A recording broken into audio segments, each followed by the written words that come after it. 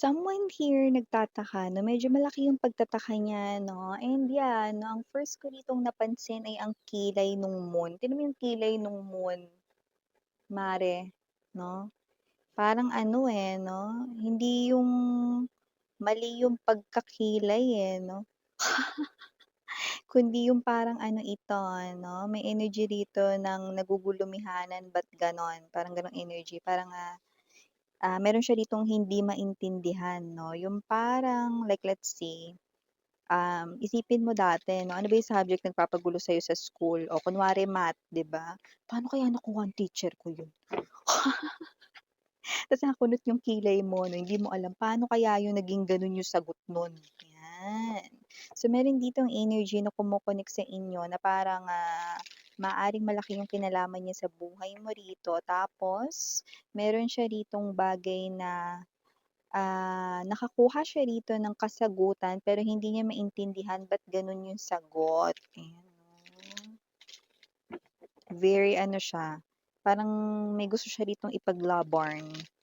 Na parang kahit yun yung sagot, hindi yan yung sagot, eh. Pala desisyon. Tingnan natin, okey. Ano ba yung pinaglalaban niya rito? Kasi 'di ba sometimes 'no, sa buhay ng isang person, 'di ba, may mga sagot na parang hindi acceptable, 'di ba, to some, and I think this person here ay one of them.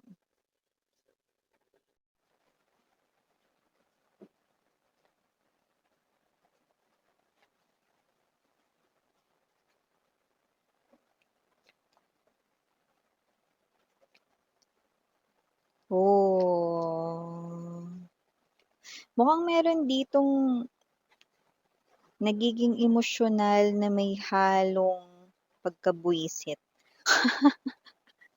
This person ay appearing as the Page of Cups. Okay. Hmm. So look at that, no? You're turning your back from this person pero kilala mo siya, you're having this side eye, ano?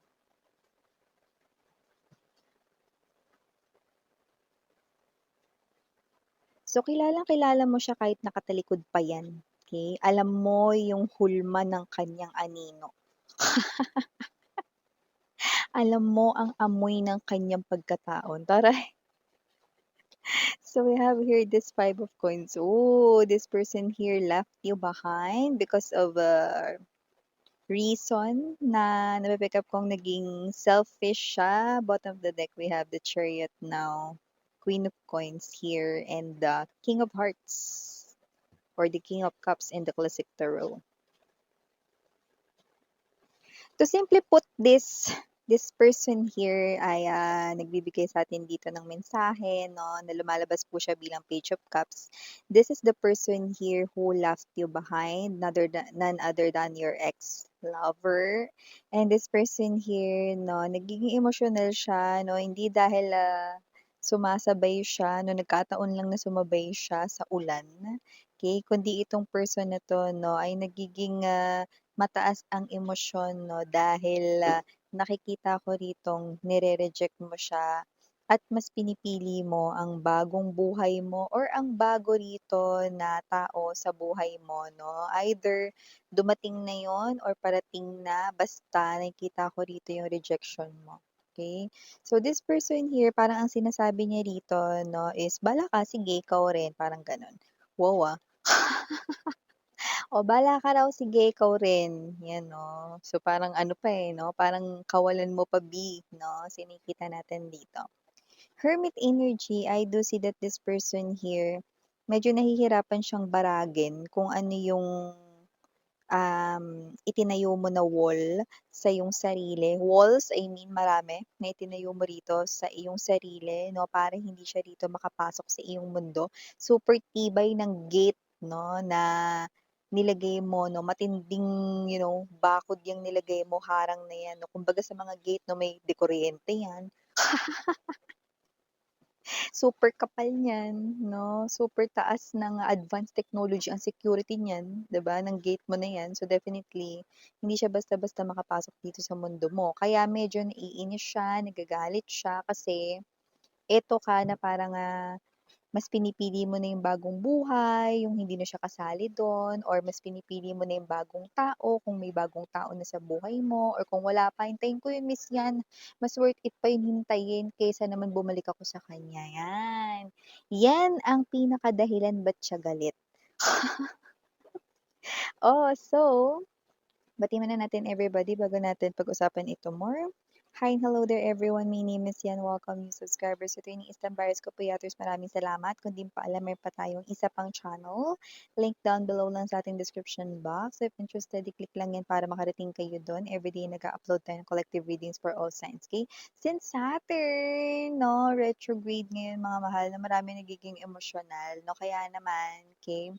Tinawag din ako dito 'no, para bigyan kayo rito 'no ng way. So ngayon ang ating personal readings 'no ay naka-discount. Kaya naman puwede kayo rito 'no na mag-inquire dun sa nakita ninyo sa ating intro ng ating shop link. Lumabas yun 'no sa ating top na upper right corner ng ating screen, 'yan. Okay, so wala tayong gender, bi, lalaki, LGBT. Nakita rin ako dito ng energy na kung sino man 'tong person na naka-connect ninyo na of course, parang nawawalan na kasi siya rito ng pag-asa tapos kayo ito na parang nahihirapan pa siya kayo ritong pabalikin. So talagang, yung energy niya rito ay feeling hopeless and helpless, yan.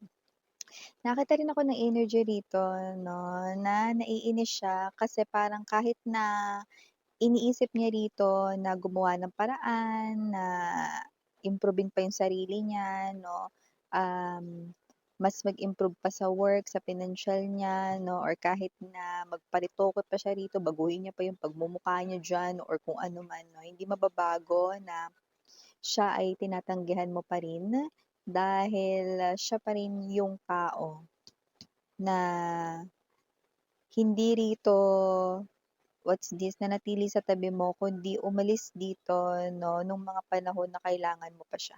May energy dito na nung time na iniwan ka niya, so I don't know kung ano talaga naging dahilan ng breakup ninyo, pero nakita kong siya yung umalis. Ngayon, nung mga oras na yun, marami sa inyo yung namomroblema kayo, yung iba may mga family issues and concerns, yung iba naman may problema rito sa kanilang trabaho. Basta may pinagdadaanan kayo nun tapos sumabay pa 'tong buwisit na 'to. Sumabay pa siya, 'di ba? So, whatever the case maybe hindi mo alam 'no, kung magbe-breakdown ka ba rito, iiyakan mo siya, uuunahin mo yung concern na pinagdadaanan mo na ibang bagay na walang kinalaman sa kanya, 'di ba? Parang nakakainis na yung taong inaasahan mo 'no, na niyayakap sa'yo, sasabihin, "Okey lang 'yan, nandito lang ako." Na yun pa yung taong nakadagdag, 'di ba, sa problema mo na parang pinagsakloban ka rito ng langit at lupa dahil dito sa mokong natutas ngayon, nagagalit siya kasi gusto mo ng maghanap dito ng bago or dun ka na sa bago mo ritong pag-ibig o gusto mo na ng bagong buhay na hindi na siya kasali dun, 'di ba? Tapos ngayon sinasabi niya pa rito na bahala ka, kawalan mo pa, eh, 'no? So kung sino man 'tong energy na 'to, naku, naku, naku, wag na kaya natin ituloy 'tong reading na 'to, umiinit ang ulo ko. Parang ikaw miss yan yung nandiya diyan, eh. Alam mo mga mahal 'no, kapag ang leader nasasagap ang energy ninyo, ibig sabihin yung energy ninyo yung nakapaloob sa akin. Kaya ganito ko rito, no, kabwisit dahil energy nyo ito, busit kayo rito sa kanya, lalo na ng mga panahon na iniwan niya kayo nung pinakakinailangan mo siya. Diba? So whatever the case may be, ngayon nagbabalik siya, pero napakaliit ng offer niya B. We have here the Page of Cups energy, ayun no? Parang mas malaki pa rito mga babes 'no, yung kanya rito na um, ego kaysa rito sa dala-dala niyang offer. So ibig sabihin kung sino man 'tong energy na 'to na nakikita natin dito na hindi niya matanggap na hindi mo na siya rito pinipili. Hindi niya rin dito matanggap na hindi mo na siya binibigyan kahit ng chance na ipakita lang sa'yo na nagbago na siya, 'yan 'no. Parang agad-agad mo rito, parang hindi mo pinag-isipan, 'no. Parang binigyan mo na siya agad ng sagot, 'no. So, puwedeng nag-usap na kayo or mag-uusap pa lang kasi dito may paparating pa lang, eh, oh. Online ito, eh, 'no, communication, eh, 'no. Ta's parang ni-reject mo siya agad, 'di ba? Parang mga ilang segundo hindi ka nag-isip, "No, no, I don't want." 'Yan 'no. So whatever the case may be, puwedeng gano'n o kaya naman baka naman pinalipas mo lang yung ibang araw 'no, so puwedeng hindi dahil sa pinag-isipan mong mabuti kundi busy ka lang nun, "Ay nakalimutan ko babalikan ko pala siya sa sagot." So ibig sabihin for a lot of the energies na na-pick up ko dito, you're not really concerned about this person here 'no? In a heart space level because you are already healed, no? The wound that this person here, no, na nagawa rito sa inyo ay already healed. That's why. And nakikita natin dito, no, na yung iba sa inyo, kayo ito 'no, na parang who cares Miss yan, eh, ano naman, parang feeling ko nga deserve ko yung magkaroon ng bagong buhay with a new person, tsaka gusto ko naman talaga i-try baka yung new person na talaga yung true love ko, 'di ba? So whatever the case may be 'no, yeah, you're right, okay. Because someone new is coming into your life if hindi mo pa yan nakikilala, someone new is coming into your life na in this person here 'no, ay very far, super layo ng difference sa iyong ex-lover na nagmamaktol dito, nagagalit 'no, "Bahala ka daw, kawalan mo pa, eh," 'no. The new person is, okay, the big deal, the big catch. Okay, yung nakikita natin dito. Queen of Coins. Maaaring makilala mo yan or baka nakilala mo na dahil sa iyong work. Pero kung hindi mo naman siya makikilala sa iyong work, ito ay pinakikita na maganda ang kanyang trabaho at meron siya rito no, na stable na pinagkakakitaan. No? Pwedeng meron din siyang negosyo or baka nag-iisip na magnegosyo. Basta ano siya, responsable 'no, nakikita ko na hindi niya naman tinitipid yung sarili niya, 'pag may gusto siya binibili niya rin naman. Pero sinisigurado niya rito na nauuna niya rito yung mga dapat i-prioritize, 'yan. King of Hearts or the King of Cups, this person here ay someone very loving. Medyo shy type lang siya dito to show his or her expression of love sa public, but this person here loves you and kapagka alone time na ninyo 'no, this person here ay more clingy pa rito sa kung paano mo siya rito unang naisip na like magugulat ka na parang super sweet niya pala, very romantic pala siya, 'no? So, it doesn't have to be na kinahihiya ka niya or whatever, hindi 'no, talagang ano lang siya, mahiyain lang talaga siya dito 'no, sa public, eh, 'no. But this person here, hindi naman yung super mahiyain na hindi niya naiho-hold yung hands mo sa public, no. Of course, gagawin niya yun, okay? So, it's just that this person here is not really showy sa kanyang feelings and emotions in front of the public, but you, ang importante naman dito ikaw yung nakakaramdam nun, 'di ba? Yun naman ang importante, yung alam mong mahal ka niya, 'di ba? Hindi yung iba dami-dami sinasabi 'no, mahal-mahal daw 'no, ang galing magsalita pero wala naman sa gawa. Asan? Ayun tumakbo, 'di ba? Hinagis talaga. Ayun, tumakbo, 'di ba? Sa kanya rito na responsibilidad sa'yo, 'di ba? So, ano na 'yun, 'di ba? Mas maganda pa rito yung talagang energy na ikaw ito na na sinusuyo talaga, ng mararamdaman mo talaga yung kanyang pag-ibig, yung hindi lang talaga rito yung pasikat, pa-macho, pa-bebe, 'di ba? So, 'di ba, it's now time na talagang mahanap mo yung, sarili mo rito 'no, sa tamang tao, sa tabi ng tamang tao at ang tamang tao ay yung pinag-uusapan natin kagabi, 'di ba? Sabi ko sa inyo, yun ang tunay na tamang tao para sa'yo. Ang right person dito na hindi mo kailangan magduda 'no, ang pakiramdam mo makakapagsabing, "Siya na nga." Miss yan, ayan 'no. So whatever the case may be, kaya ko yun binanggit mga mahal 'no, dahil, may mga na-pick up tayo rito mga energies from there na nandito pa rin 'no, okey, na nanonood ngayon sa ating, reading. And yes, lumalabas din dito 'no, that you are someone here na ikaw yung kanyang lalapitan 'no, siya ang makakatagpo dito sa inyo at hindi ikaw ang makakatagpo sa kanya, siya mahanap ka niya, okey?